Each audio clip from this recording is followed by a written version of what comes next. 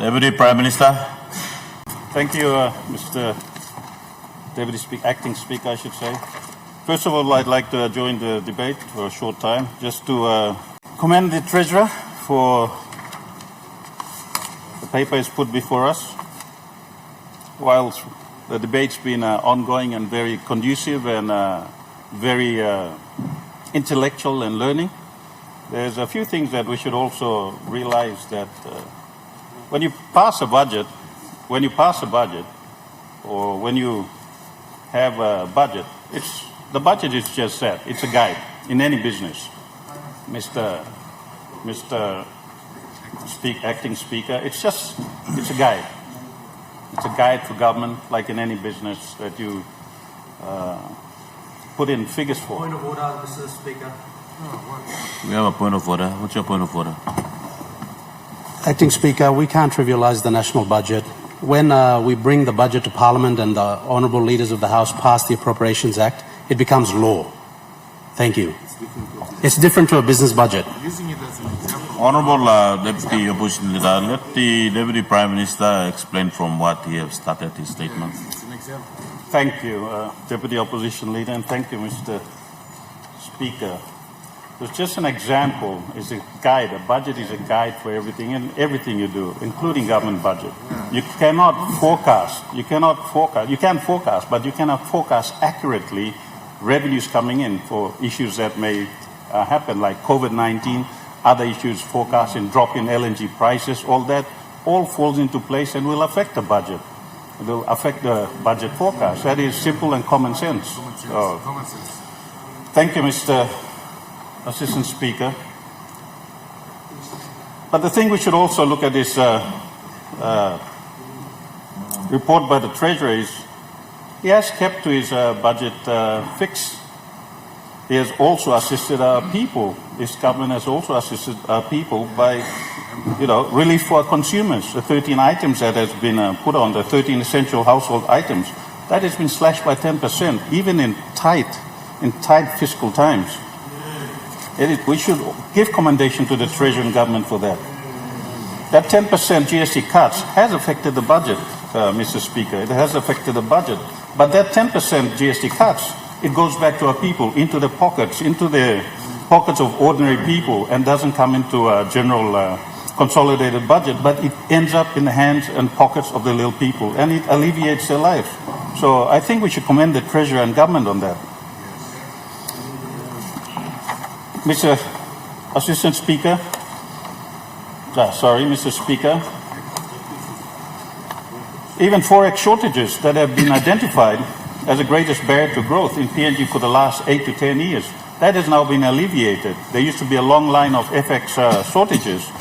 By the Treasurer addressing this with the bank, that has now been alleviated. You can check any business house. Those business houses are now very grateful that these FX shortages have been sorted out. With the ongoing budget repair, you can also see that starting from the second row, we had a shortfall in tax revenues, according to the Treasurer, of 248 million, and an even larger shortfall in non-tax revenues of 1.295 million. This was due to LNG prices that we didn't forecast would happen in this year. That is why I pointed out to the good Deputy Opposition Leader that whilst a budget is forecasted, you cannot be accurate when something like the LNG prices drop. And that is something that government cannot be able to foresee in the coming years. We also had major overruns in the cost of teachers and health workers' salaries, totaling 737 million. Those things are for essential workers, Mr. Deputy Speaker. Those are for essential workers, and we couldn't be able to cut that. And the actual overruns cost us 737 million. Combined, we needed to find nearly 2.28 billion in cuts or deferrals in the areas, as the good Treasurer pointed out. But the Treasurer, through hard work and tough judgment calls with government, has been able to make these cuts and been able to keep us on track in tough, trying circumstances. So we should give credit where it is.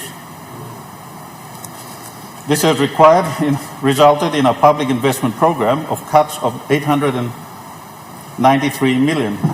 So that, Mr. Speaker, is something that we should commend our Treasurer for, and not only criticize him.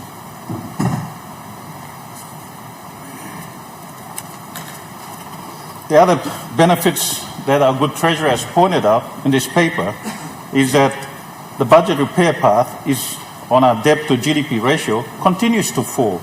Every year we take out $1 billion kina and we continue to drop that from 52.6% in 2021 and now down to 49.5% in 2024.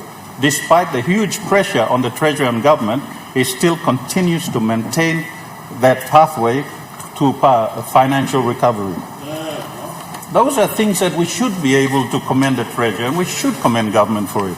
That is very important, Mr. Deputy Speaker.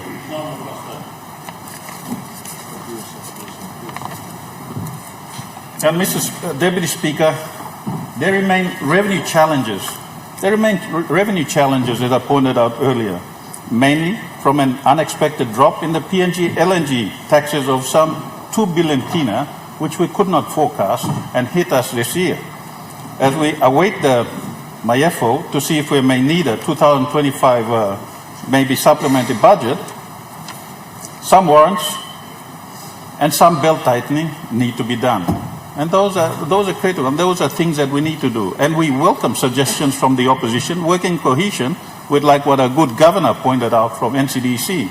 We're not alone in making these decisions. These decisions affect the whole country, Mr. Deputy Speaker. It affects the whole country. So when we hear relevant, good, constructive criticism from the opposition, then we are able to take that into consideration and work towards fixing our budget and repairing a budget to ensure that our country moves forward. It is not just a one-sided affair. We hear what the good opposition says, and we take into account what the constructive criticisms and constructive debates are. That is why we allow debate on the floor of Parliament today and are not bulldozing it through, which we can, Mr. Deputy Speaker. With that, Mr. Deputy Speaker, once again, commendations to the Treasurer on his hard work, sleepless nights, and criticism throughout. Thank you on behalf of average citizens of Papua for the 13 essential household items which have affected our budget but benefit our people in rural Papua in our urban communities. There is also signs of hope that foreign exchange availability is now happening.